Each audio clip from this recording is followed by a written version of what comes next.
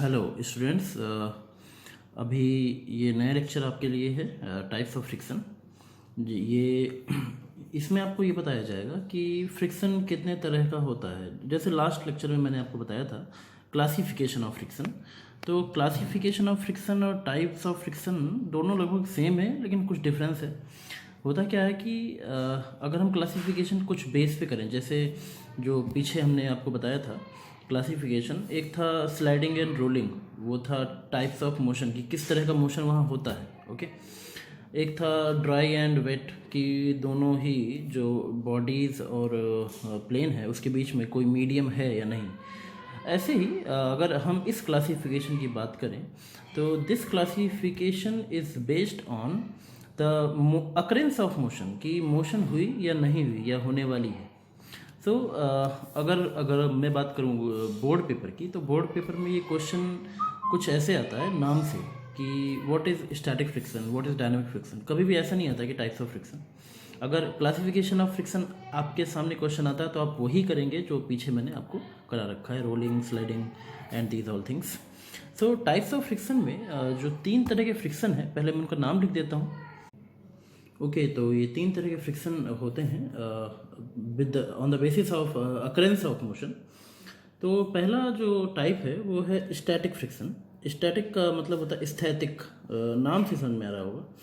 वैसे ये जो तीनों टाइप के फ्रिक्शन है अपन फिजिक्स में फर्स्ट सेमेस्टर में पढ़ रखे हैं, तो आपको समझने और मुझे समझाने में बहुत ज़्यादा मुश्किल नहीं होने वाली। ये तो एक अच्छी बात है कि आपके सामने मैकेनिक्स में वही टॉपिक आ रहा है जो कि आपने फिजिक्स में पढ़ रखा है अपने फैकल्टीज़ के द्वारा। तो बात करते हैं पहले स्टैटिक फ्रिक्शन की, फिर लिमिटिंग, फिर गतिक घर्षण। इसकी हेल्प के लिए एक ग्राफ भी ड्रॉ किया जाता है। वो ग्राफ मैं साथ ही साथ ड्रॉ करूँगा। पहले आप ये सोचिए इस फिगर में आते हैं। देयर इज़ एन बॉडी, एक बॉडी है जिसका मास है m। With the help of gravitational acceleration ये टोटल वेट बनता है mg। ओके, अगर इस बॉडी को आप इस प्लेन के ऊपर रखेंगे तो ये प्लेन इस बॉडी को एक रिएक्शन देगा जो कि मैंने यहाँ दिखा रखा है और ये रिएक्शन आपको पता होना चाहिए इस प्लेन के परपेंडिकुलर है, लंबवत है, इसीलिए इसको नॉर्मल रिएक्शन कहते हैं। अगर मैं इसको लिखना चाहूँ तो इसको मैं लिख सकता हूँ अभिलंब प्रतिक्रिया। ओके, अभिलंब मतलब आप समझ गए होंगे जो एक ऐसी प्रतिक्रिया जो कि प्लेन पर लंबवत है, क्योंकि इस प्लेन पर ये लंबवत है इसीलिए इसको अभिलंब प्रतिक्रिया, नॉर्मल रिएक्शन कहते हैं। सो चलिए, ये तो एक वेट हो गया जो कि लगना ही लगना है due to the gravitational acceleration, और ये आर इस वेट के खिलाफ हो गया, इसके विपरीत हो गया, अपोजिट हो गया। अब आपने क्या करा, इसमें एक फोर्स अप्लाई किया, एक्सटर्नल फोर्स। ये इसलिए है ताकि आप इस बॉडी को मोशन दे सकें, क्योंकि बॉडी अभी रेस्ट में है। Without any external force body will not move. It is govern by the law of inertia. ये लॉ ऑफ इनर्शिया कहता है कि बिना किसी एक्सटर्नल फोर्स के बॉडी मूव नहीं करेगी। तो अगर आपने इसमें एक फोर्स लगाया एफ, ये फोर्स क्या करेगा, इनिशियली आप क्या करोगे जब आप फोर्स लगाओगे तो पहले थोड़ा लगाओगे। ऐसा तो नहीं है कि पूरे 1000 न्यूटन का फोर्स एक झटके में लगा दोगे आप। कोई भी मशीन या कोई भी इंसान जब फोर्स लगाएगा तो ज़ीरो से धीरे धीरे बढ़ाता है, ठीक है। और बढ़ाने का जो रेट है वो कम ज़्यादा हो सकता है कि कुछ लोग धीरे धीरे बढ़ाएंगे, कुछ लोग अचानक से बहुत तेज़ फोर्स मारेंगे जिसको हम कहते हैं झटका, इम्पल्स। ओके, सो आपने फोर्स इनिशियली जब लगाया तो एक प्रैक्टिकली आप अनुभव कीजिएगा किसी बॉडी को जब आप थोड़ा सा फोर्स लगाते हैं तो वो बॉडी आगे मूव नहीं करती। अब आपने फर्स्ट चैप्टर में पढ़ रखा है इफेक्ट ऑफ फोर्स में कि अगर किसी बॉडी पे कोई फोर्स लगाओगे तो वो बॉडी मूव जरूर करेगी। 2 तरह के इफेक्ट होते हैं, one is external and another is internal. Internal effect होता है बॉडी को शेप चेंज करना, और हमने शुरू में कह दिया मैकेनिक्स में हम रिजिड बॉडीज की स्टडी कर रहे हैं तो शेप चेंज की बात तो हम करेंगे ही नहीं। एक्सटर्नल इफेक्ट क्या होता है, बॉडी को मूव करना, उसका प्लेस चेंज करना। अब आपने क्या देखा कि यहाँ पर आपने एक एक्सटर्नल फोर्स लगाया और बॉडी का प्लेस चेंज नहीं हुआ। इसका मतलब है कि सॉरी, कि कोई एक्सटर्नल फोर्स, कोई एक ऐसा फोर्स और है यहाँ पर इस सिस्टम के अंदर जो कि इस एक्सटर्नल फोर्स को अपोज कर रहा है। ये कोई और फोर्स नहीं है, ये फ्रिक्शन फोर्स है, जो कि अभी पिछले क्लास में भी आपने पढ़ा कि इन दोनों सरफेस के इंटरफेस में, इंटरफेस मतलब जहाँ ये दोनों एक दूसरे से मिलते हैं, मुखातिब होते हैं, इंटरफेस का मतलब ये होता है, तो वहाँ पर कोई एक ऐसा फोर्स है जो कि इस फोर्स को अपोज कर रहा है, ताकि ये फोर्स मोशन क्रिएट ना कर सके। वो फोर्स क्या हो सकता है, मैंने शुरू में बताया था आपसे कि यहाँ जो सरफेस रफनेस है इस जगह पर, वो रफनेस इंटरलॉक कर चुकी है। इंटरलॉक होने की वजह से ये बॉडी आगे नहीं बढ़ेगी। क्यों? क्योंकि नीचे के एटम्स रुके हैं, ऊपर के एटम्स को वो आगे नहीं जाने देंगे। क्यों नहीं जाने देंगे? रिएक्शन लगा करके, जो हॉरिजॉन्टल रिएक्शन होती है। मतलब जैसे कि दोबारा एक बार समझिएगा कि कोई एक एटम है यहाँ पर और ये रुका है, ठीक है, ये फिक्स है, ये नहीं कहीं चल रहा, और एक एटम यहाँ पर आ जाए और ये आगे चलना चाहे तो क्या ये एटम्स को आगे जाने देगा? नहीं जाने देगा ना। क्या करेगा? इसको एक रिएक्शन देगा और रोक लेगा। ऐसे ही कुछ यहाँ पर रिएक्शंस बहुत सारी मिलती हैं, जिसके कारण जनरेट होता है फ्रिक्शन फोर्स, जिसको मैंने यहाँ Fs से दिखा रखा है, ठीक है। अब अगर बॉडी आगे नहीं बढ़ी, इसका मतलब क्या है कि इस फोर्स के इफेक्ट को कैंसिल्ड आउट किया गया है। कैंसिल्ड आउट करना मतलब इक्वल करना, बराबर करना। मतलब जितना फोर्स आप लगाओगे उतना ही यहाँ पर फ्रिक्शन फोर्स जनरेट हो जाएगा। याद रखिएगा, ये जो मेन बात है कि जितना फोर्स आप लगाओगे उतना ही फ्रिक्शन फोर्स जनरेट होगा। अब मैं अगर इस चीज़ को ग्राफ के थ्रू शो करवाना चाहूँ तो कैसे होगा? एक ग्राफ बनाते हैं, 2D ग्राफ, एक कार्टेशियन प्लेन के ऊपर, ठीक है, कार्टेशियन प्लेन XY, ठीक है। इसमें एक काम करते हैं कि नीचे जो एक्स एक्सिस है, जिसको हम एब्सिसा बोलते हैं, इसमें हम दिखाते हैं एक्सटर्नल फोर्स, ठीक है, और ये जो दूसरा एक्सिस है इसमें हम दिखाते हैं फ्रिक्शन फोर्स,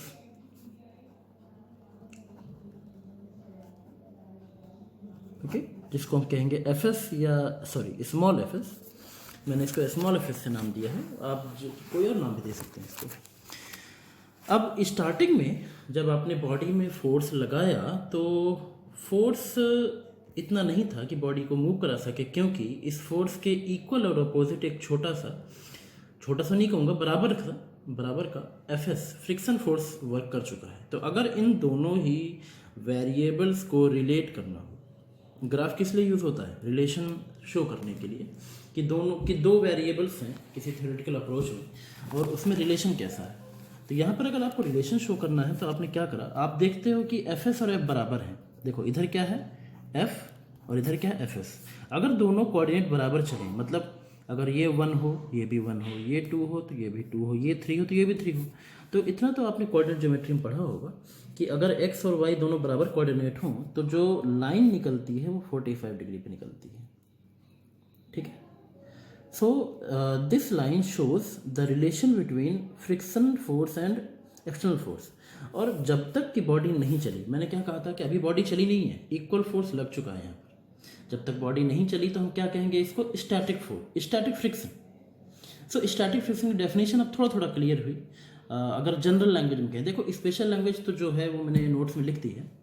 जनरल लैंग्वेज में कहें कि जब किसी बॉडी पर हम कोई एक्सटर्नल फोर्स, बाह्य बल अप्लाई करते हैं तो उस बल के अंतर्गत जब तक पिंड गति नहीं करता तब तक बॉडी और प्लेन जो सरफेस है, मतलब एक दूसरी लैंग्वेज में कहें तो दोनों सरफेस के बीच में लगने वाला जो फ्रिक्शन फोर्स है उसे हम कहेंगे स्टैटिक फ्रिक्शन फोर्स।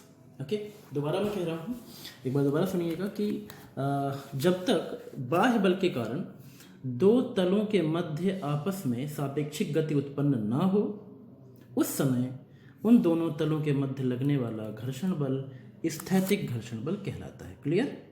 याद रखिएगा, और बाकी आप नोट से भी देखते रहिए। So this line shows the relation between static friction, क्योंकि इस एक्सिस में क्या है? स्टैटिक फ्रिक्शन, इस एक्सिस में क्या है? फोर्स। तो ये लाइन शो करती है बाह्य बल और स्थैतिक घर्षण बल के बीच में संबंध। ये एंगल 45 डिग्री होता है, आप चाहे लिखें चाहे ना लिखें इसको, कोई बात नहीं, लेकिन ये जेन्युइन थिंग है, ये पता होनी चाहिए सबको। अब देखिए, अब हुआ क्या, अब आगे कहानी सुनिए। आपने फोर्स बढ़ाया, फ्रिक्शन बढ़ता गया, फोर्स बढ़ाया, फ्रिक्शन बढ़ता गया, फोर्स बढ़ा दिया, फ्रिक्शन बढ़ता गया। देखो फोर्स तो हमारे हाथ में है, हम कितना भी बढ़ा लें, लेकिन friction is the surface property, याद रखिएगा। सरफेस प्रॉपर्टी मतलब इसके तल पर निर्भर करती है, इसका तल कितना खुरदुरा है, कितना चिकना है। खुरदुरापन मतलब उसकी इंटरलॉकिंग। इंटरलॉकिंग क्या है, देखो जैसे दो एटम्स थे, इस एटम को आपने धक्का दिया और इस एटम ने रोका, इस एटम ने रोका है क्योंकि ये फिक्स है, ये निचले तल वाला एटम है, ये इंटरलॉकिंग वाले दो एटम्स हैं। इस एटम के साथ प्रॉब्लम क्या है कि ये जो निचला तल है उसके अदर एटम्स के साथ चिपका हुआ है with the help of some covalent bonds और एनी आयोनिक बॉन्ड्स। कोई आयनिक बंध या कुछ ऐसे बंध होंगे जो एटम्स को रोक के रखेंगे, कणों को रोक के रखेंगे। आप एक्सटर्नल फोर्स कितना भी बढ़ा लो, ठीक है, बढ़ाते जाओ बढ़ाते जाओ, एक ये जो एटम है आपको इसे हटाना है ताकि ये आगे जा सके। ये कब हटेगा, जब इनके जो बंध हैं आपस में बचे हुए अणुओं से टूट जाएंगे, मतलब टूटेंगे जरूर। तो आप समझिए जो इंटरलॉकिंग है, जब आप फोर्स बढ़ाते जाएंगे तो इंटरलॉकिंग एक समय ऐसा आएगा जब टूट जाएगी और इस एटम को यहाँ से उखाड़ देगी। जैसे कहते हैं घिस के, जैसे सरफेस को आप रगड़ते हो तो घिसती है ना, तो घिस के जो आपको धूल सी निकलती दिखती है उसमें वो क्या है, वो कण है छोटे से, जो कि एक्सटर्नल फोर्स के कारण इंटरलॉकिंग ख़त्म करते समय अपनी बची हुई सरफेस से अलग हो चुके हैं। मतलब ये है कि एक समय ऐसा आएगा जब ये फ्रिक्शन फोर्स बढ़ते बढ़ते एक लिमिट तक पहुंचेगा, उसके आगे नहीं बढ़ेगा, इंटरलॉकिंग ख़त्म हो जाएगी। तो ये जो लिमिट है, ये जो मैक्सिमम लिमिट है, इस मैक्सिमम लिमिट को कहते हैं लिमिटिंग फ्रिक्शन। ये जो पॉइंट है, इस पॉइंट को कहते हैं लिमिटिंग फ्रिक्शन पॉइंट। ओके, इस पॉइंट पे जो फ्रिक्शन फोर्स होगा, ये जो लाइन में दिखा रहा हूँ इस जगह पर, ये फ्रिक्शन फोर्स एफ एस, ये एफ एस कह सकते हैं आप। बेसिकली यहाँ नीचे जितने भी फ्रिक्शन वैल्यूज़ हैं वो सारे एफ एस हैं, स्टैटिक फ्रिक्शन। और ये मैक्सिमम स्टैटिक फ्रिक्शन है, अधिकतम जिसे कहते हैं, महत्तम। इसके ऊपर नहीं जाएगा, क्यों, इसके आगे ही ये जो एटम्स है टूटने वाले हैं और ये बॉडी मूव करने वाली है। तो यहाँ से एक नई डेफिनेशन क्रिएट होती है लिमिटिंग फ्रिक्शन, जिसको हम कहते हैं सीमांत घर्षण। नाम से समझ में आ रहा होगा कि एक फ्रिक्शन की लिमिट वैल्यू, मैक्सिमम वैल्यू, जिसके आगे वो नहीं बढ़ेगा। तो इसको डिफाइन कैसे करेंगे, बहुत हल्की बहुत छोटी डेफिनेशन है इसकी, कि it is the friction force between two mating surfaces when the body is in the verge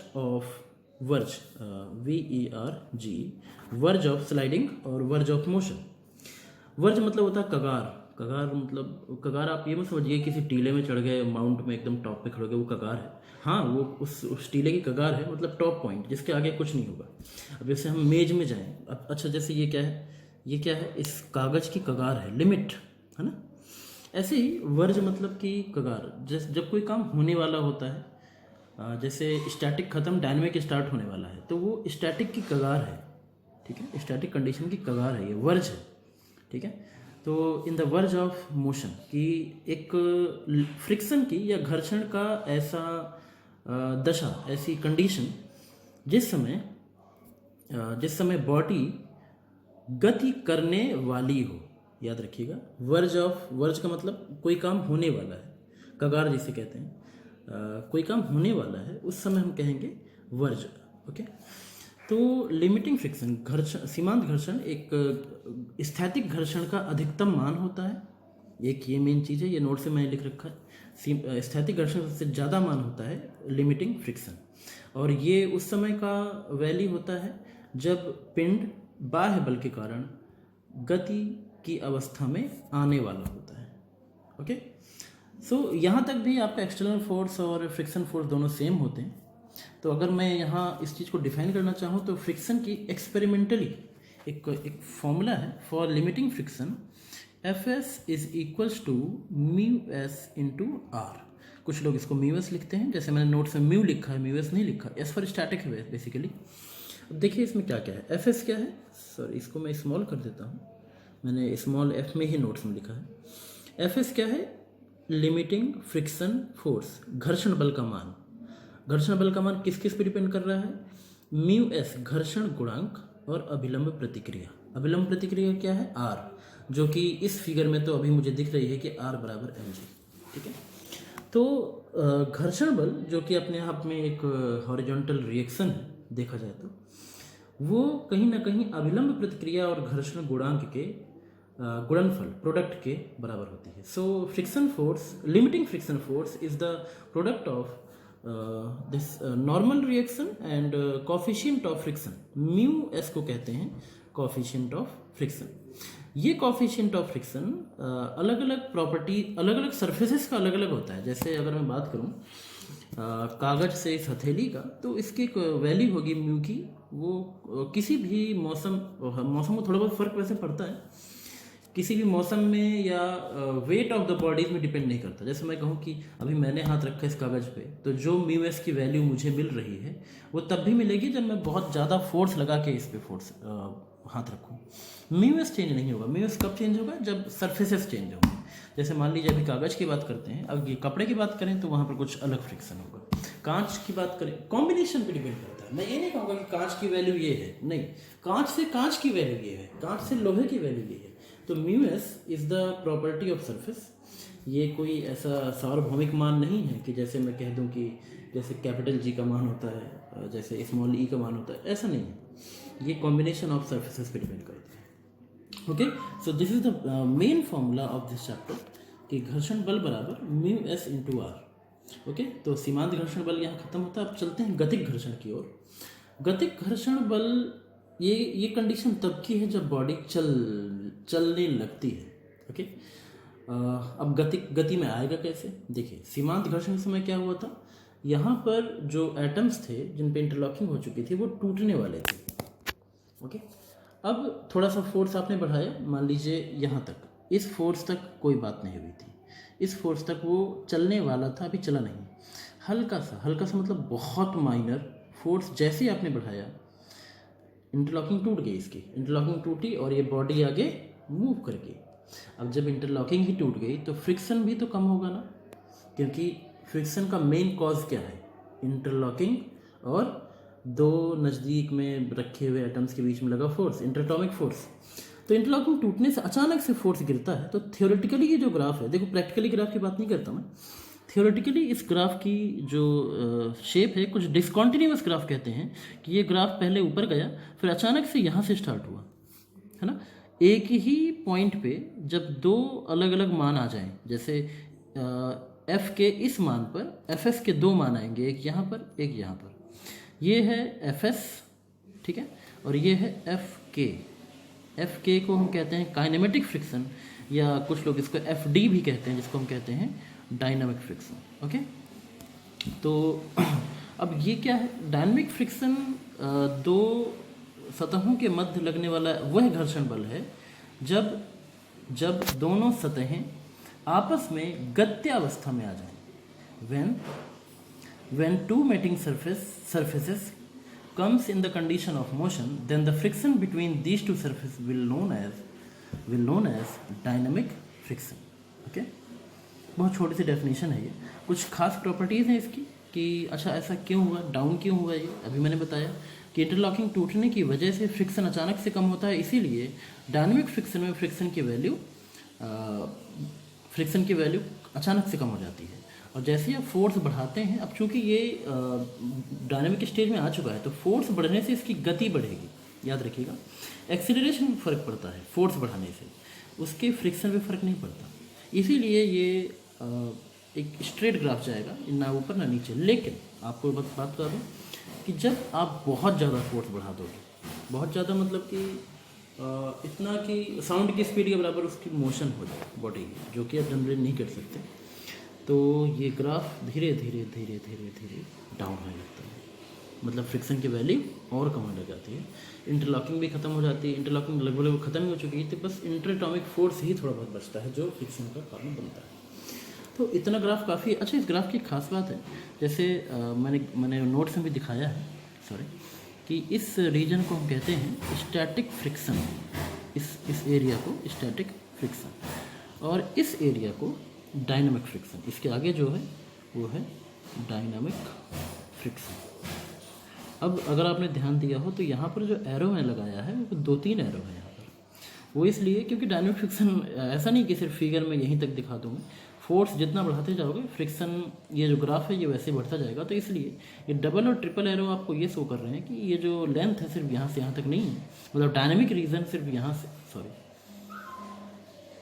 दोबारा बोलता हूँ, मेरा कैमरा उधर चला गया।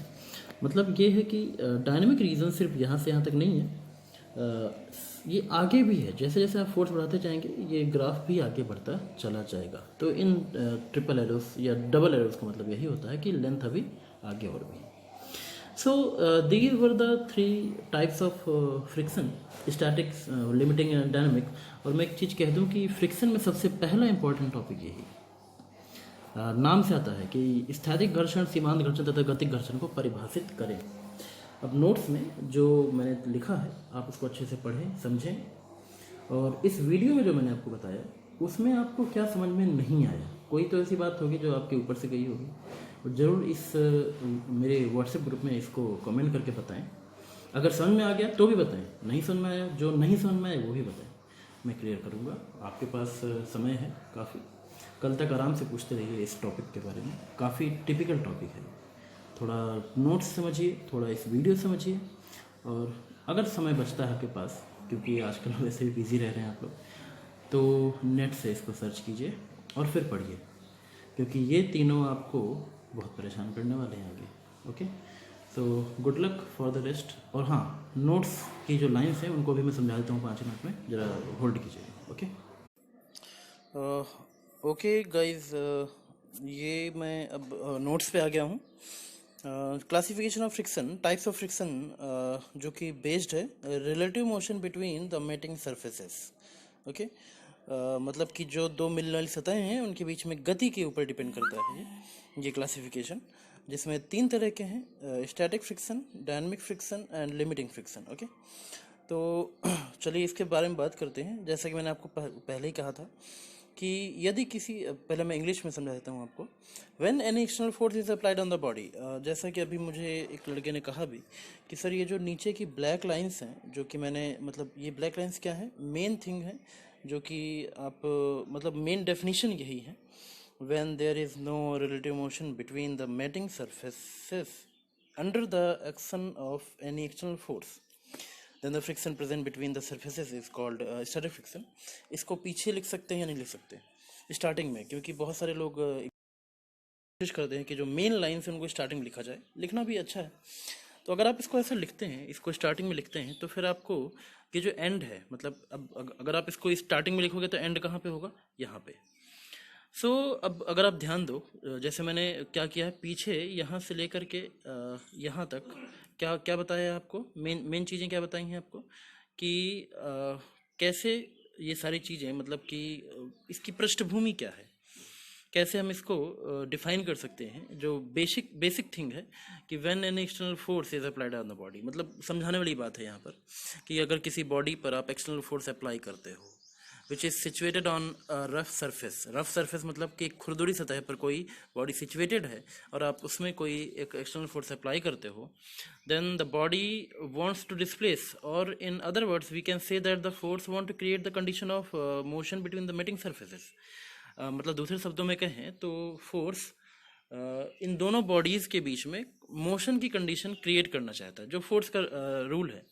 But initially we can not observe that, मतलब स्टार्टिंग में हम ये नहीं देखते कि ऐसा हो रहा है, मतलब ये डिस्प्लेस नहीं होता। इसका मतलब क्या है, it concludes that there is an opposing force. This opposing force is known as friction। So there is an opposing force acting between the meeting surfaces which oppose the motion of the body। Sorry। अगर आप ये जो line है when there is, अगर आप इसको starting में लिखना चाहते हो तो फिर आप यहाँ एंड नहीं कर सकते, इसको, इस वाली लाइन को यहाँ एंड नहीं कर सकते, इसके आगे आपको कुछ लिखना पड़ेगा। जैसा आपने यहाँ क्या बताया कि is an opposing force acting between the mating surfaces which opposes the motion of the body. So आगे आपको ये लिखना पड़ेगा कि this opposing force is known as static friction. जैसे कि यहाँ पर भी यही चीज़ लिखी गई है, नीचे भी the force then the friction present between the surfaces is called static friction. तो मैंने अपने हिसाब से लिखा जो हमें सही लगता था। अगर आपको लगता है कि ये लाइन ऊपर लिखनी चाहिए तो आप लिख सकते हो बेधड़क, बस याद रखिएगा जो मैंने बताया वो करना है।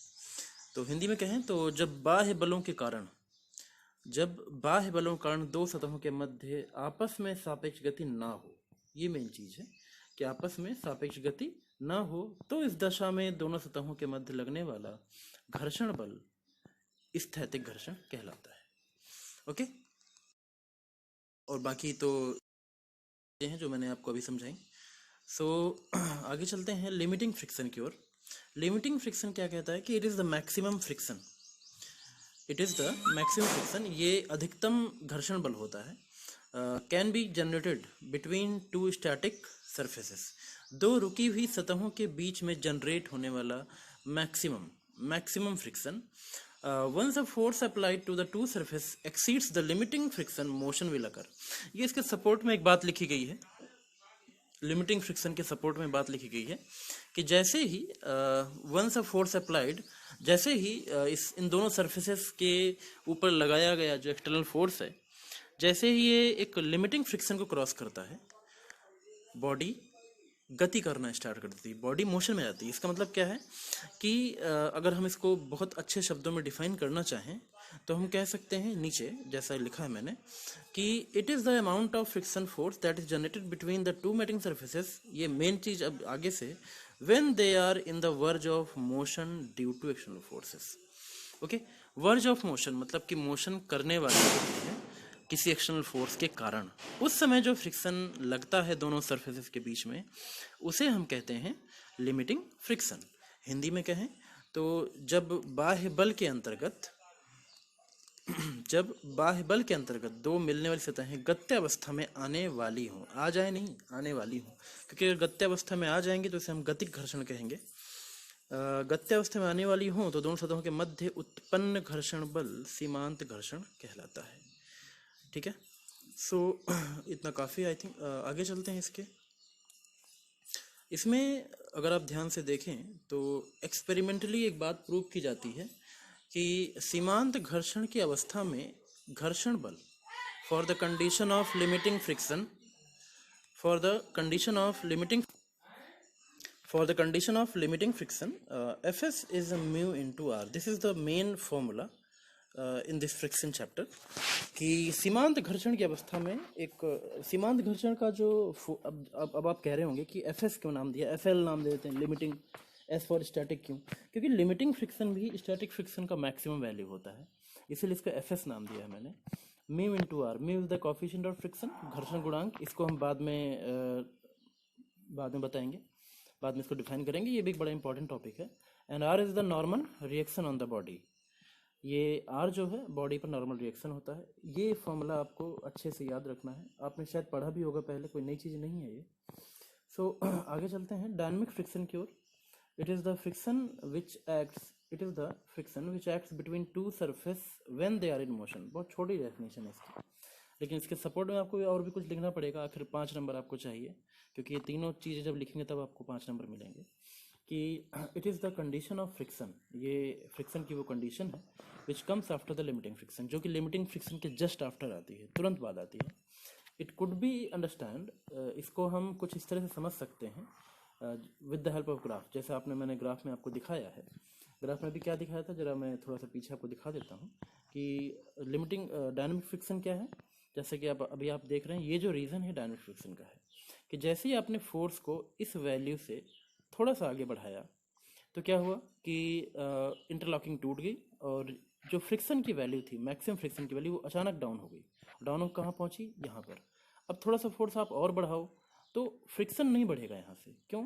क्योंकि फोर्स बढ़ने का जो पूरा इफेक्ट है वो उसकी एक्सेलरेशन को इंक्रीज करेगा, बॉडी की स्पीड को बढ़ाएगा, ना कि फ्रिक्शन फोर्स को, क्योंकि इंटरलॉकिंग टूट चुकी है और जितनी इंटरलॉकिंग अब चलते समय है वो लगातार रहेगी। गति बढ़ने से घटने से उसकी इंटरलॉकिंग में फ़र्क नहीं पड़ेगा।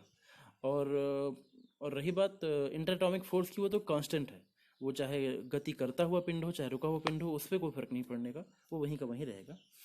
सो गतिक घर्षण इसी रीज़न कहते हैं कि जब कोई पिंड किसी बाह्य बल के कारण अगर गत्य अवस्था में आ जाए तो उन दोनों सरफेस या उन दोनों पिंडों के बीच लगने वाला घर्षण बल गतिक घर्षण बल कहलाता है। It is the condition of friction which comes after the limiting. It could be understand with the help of graph that the value of friction suddenly falls कि वैल्यू ऑफ फ्रिक्शन तुरंत अचानक फॉल होती है। क्यों होती है ये मैंने आगे बताया, because interlocking between the mating surfaces broke down, क्योंकि दोनों ही मेटिंग सरफेस के बीच में जो इंटरलॉकिंग थी वो ब्रेक डाउन हो चुकी है, which was the principal cause, जो कि मेन जो प्रिंसिपल मुख्य कारण था डायनामिक फ्रिक्शन का। सो जब परस्पर आए हुए आपस में, जब परस्पर संपर्क में आए हुए दो तलों के बीच आपेक्षिक गति प्रारंभ हो जाती है तो तलों के बीच लगने वाला घर्षण बल, डेफिनेशन बहुत आसान है इसकी, बस समझने की बात है कि आप इसको समझते कैसे हैं। गति के दौरान देखिए, बड़ा आसान शब्दों में एक बार और लिखा है मैंने यहाँ पर कि गति के दौरान दोनों तलों के बीच लगने वाला घर्षण बल गतिक घर्षण कहलाता है।